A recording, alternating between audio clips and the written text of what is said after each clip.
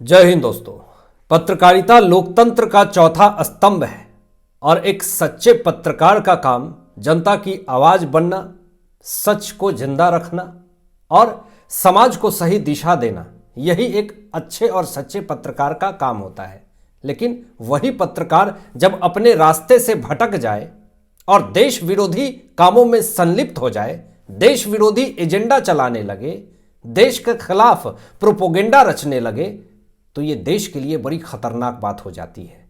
और ऐसे देश विरोधी पत्रकारों को अगर समर्थन देने के लिए सुप्रीम कोर्ट के अंदर खुद को मानने वाले कपिल सिब्बल, एक वरिष्ठ वकील, जिरह देते हुए अगर दिख जाए तो मामला और भी ज्यादा शोचनीय हो जाता है।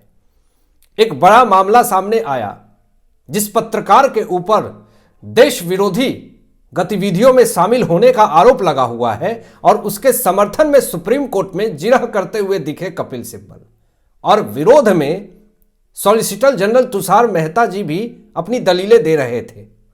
और किस तरीके से कपिल सिब्बल और तुषार मेहता के बीच में तीखी नोकझोंक हुई आपको बताएंगे। और सुनवाई सीजेआई सूर्यकांत जी कर रहे थे और क्या तीखे और सख्त फैसले दिए हैं उस पत्रकार के ऊपर जिसको कोर्ट ने जेल की सलाखों के पीछे भेज दिया। पूरी खबर क्या है बताते हैं आपको दोस्तों। जो फैसला आया सुप्रीम कोर्ट के अंदर से, कपिल सिब्बल ने हमेशा कोशिश करी है और इनके ऊपर हमेशा यही आरोप लगे हैं कि कपिल सिब्बल सिर्फ और सिर्फ ऐसे लोगों का बचाव करते हैं जिसके ऊपर देश विरोधी गतिविधियों में संलिप्त होने का शक जाहिर होता है, जो ऐसे मामलों में देश विरोधी गतिविधियों में शामिल हैं। सिर्फ क्या कपिल सिब्बल ऐसे लोगों के बचाव में ही सुप्रीम कोर्ट में जिरह देते हैं? तमाम सवाल खड़े हुए और जब इनके केस को खंगाले गए, देखे गए, तो कुछ ऐसे ऐसे केस सामने आए जिसमें यही पता चला कि कपिल सिब्बल सिर्फ और सिर्फ ऐसे लोगों के ही बचाव में सामने रहते हैं जो देश विरोधी एजेंडा में संलिप्त होते हैं। अब जो बड़ा मामला सामने आया जिसमें कि सुप्रीम कोर्ट ने फैसला सुनाया और उस पत्रकार का नाम है महेश लांगा।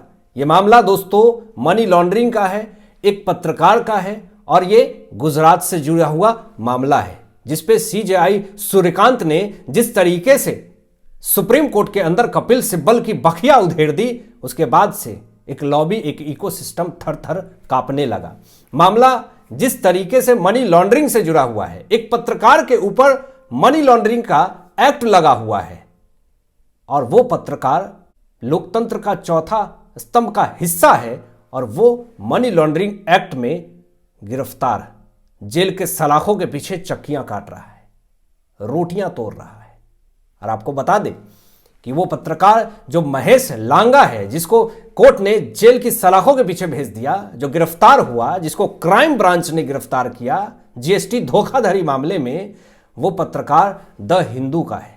और कपिल सिब्बल ने उस द हिंदू कहे जाने वाले पत्रकार महेश लांगा के पक्ष से अपनी दलीलें सुप्रीम कोर्ट के अंदर दी, जिरह की और ऐसी ऐसी बातें दोस्तों सामने आई जिसको सुन करके आप दंग हो जाएंगे कि ये एक पत्रकार हो करके इतना बड़ा धोखाधड़ी और भ्रष्टाचारी मामले में कैसे संलिप्त था।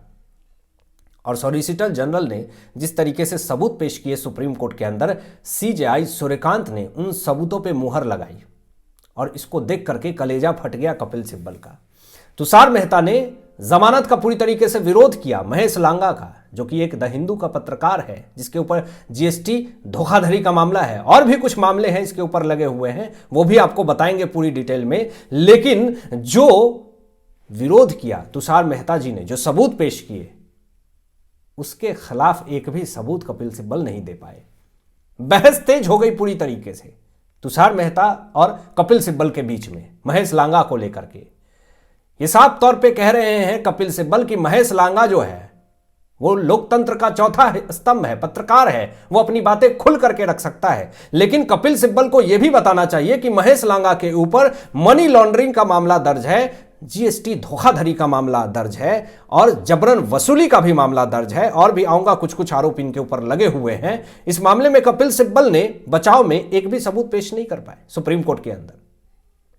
लेकिन जहां पे जमानत की बात आती है वहां पे तुरंत कलेजा पीटने लगते हैं, संविधान की बातें करने लगते हैं कि जमानत मिलनी चाहिए। कुछ दिन पहले सीजेआई सूर्यकांत ने साफ तौर पे यह बात कही, जमानत को लेकर के खुल करके बात करी, कॉलेजियम को लेकर के, रोस्टर सिस्टम को लेकर के खुल करके बात करी। एक इंटरव्यू में जैसलमेर में ये थे। और मैं आपको बता दूं कि जमानत को लेकर के जो खुल करके सीजेआई सूर्यकांत ने बात करी और कही कि आजकल लोगों को जमानत मिल जाता है, उससे बड़ी आसानी हो जाती है सबूतों को टैंपर करने का, सबूतों के साथ खिलवाड़ करने का। वो बाहर निकलते हैं और सबूतों के साथ छेड़छाड़ करते हैं। जमानत पे रोक लगनी चाहिए। और इस पर बड़ी तीखी टिप्पणी दी थी सीजेआई सूर्यकांत ने। एक सिस्टम, इकोसिस्टम पूरी तरीके से हिल चुका था। और जब से आए हैं सीजेआई सूर्यकांत, उनकी बातें, उनकी दलीलें और उनके फैसले ने ऐसे तमाम जो देश विरोधी लोग हैं उनको सोचने पे मजबूर कर दिया है। जो ये वीआईपी कल्चर है उस पर सवाल खड़े कर दिए हैं कि मेरा पहले, मैं बड़ा वकील हूं, मैं वरिष्ठ वकील हूं, मेरा सुनवाई पहले होना चाहिए, इमरजेंसी है, जल्दी सुनवाई कीजिए। वो सब अब मामला खत्म। एक आम लोगों के लिए जनता का दरबार है सुप्रीम कोर्ट, न्याय की मंदिर है। वहां पर आम जनता की बातें नहीं सुनी जाएंगी तो वीआईपी कल्चर होगा, तो फिर कैसे आम जनता अपनी बातें रख पाएगी। तो दोस्तों, कोर्ट ने फिलहाल जो बड़ी खबर आ रही है महेश लांगा को लेकर के, जिसको कोर्ट ने जेल के सलाखों के पीछे भेज दिया, क्राइम ब्रांच ने जिसको गिरफ्तार किया। अंतरिम राहत का मतलब मैं आपको बता दे रहा हूं, पूरी तरीके से राहत नहीं हुई है, क्लीन चिट नहीं मिला है। मनी लॉन्ड्रिंग केस में महेश लांगा की गिरफ्तारी को लेकर के सीजेआई सूर्यकांत की बेंच ने साफ तौर पे सख्त सजा और सख्त फैसला दिया कि अंतरिम राहत के बाद जो इनकी सुनवाई है जमानत को लेकर के वो बाद में होगी।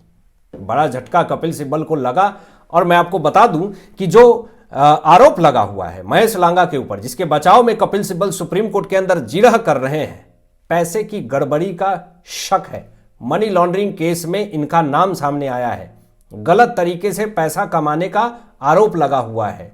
ईडी ने जांच शुरू की और फिर इनको गिरफ्तार किया गया क्राइम ब्रांच की तरफ से। अब गलत तरीके से पैसे कमाने वाले, मनी लॉन्ड्रिंग मामले में नाम सामने है, पैसे के गड़बड़ी का शक है, उसके बचाव में कपिल सिब्बल सुप्रीम कोर्ट में महेश लांगा के समर्थन में दलीलें दे रहे हैं। जरा सोच लीजिए कि मानसिकता किस स्तर तक बढ़ चुकी है आगे। पत्रकार होने के बावजूद केस से जुड़ा हुआ मामला है पूरी तरीके से, जिससे और ज्यादा आरोप लगे हुए हैं महेश लांगा के ऊपर, जिसका बचाव कपिल सिब्बल कर रहे हैं। अब एक ऐसा आरोप लगा है जिसमें कि जमानत मिल पाना बड़ा मुश्किल होगा। यहां पर आरोप लगा है महेश लांगा के ऊपर कि धमकी देकर के पैसे ले रहे थे, ये धोखाधड़ी से फायदा भी उठाया, जबरन वसूली का मामला भी बताया गया। कोर्ट ने साफ तौर पे ये सख्त मनाही करी है कि आप एक पत्रकार हैं, तो सीजेआई सूर्यकांत ने अपने आरोप जो लगे हुए हैं इनके ऊपर, इस पर आप पत्रकारिता नहीं करेंगे, लेख नहीं लिखेंगे। और सीजेआई सूर्यकांत की बेंच ने साफ तौर पे ये कहा कि केस अभी पूरी तरीके से खत्म नहीं हुई है, यानी कि कपिल सिब्बल को अभी भी राहत नहीं मिली है महेश लांगा की गिरफ्तारी मामले में। हालांकि आपकी क्या सोच है इन तमाम विषयों पे अपनी विचार व्यक्त कीजिएगा और मिलते हैं लेटेस्ट ब्रेकिंग एनालिसिस के बाद। तब तक अपना ध्यान रखें, ख्याल रखें। सत्यमेव जयते। जय हिंद।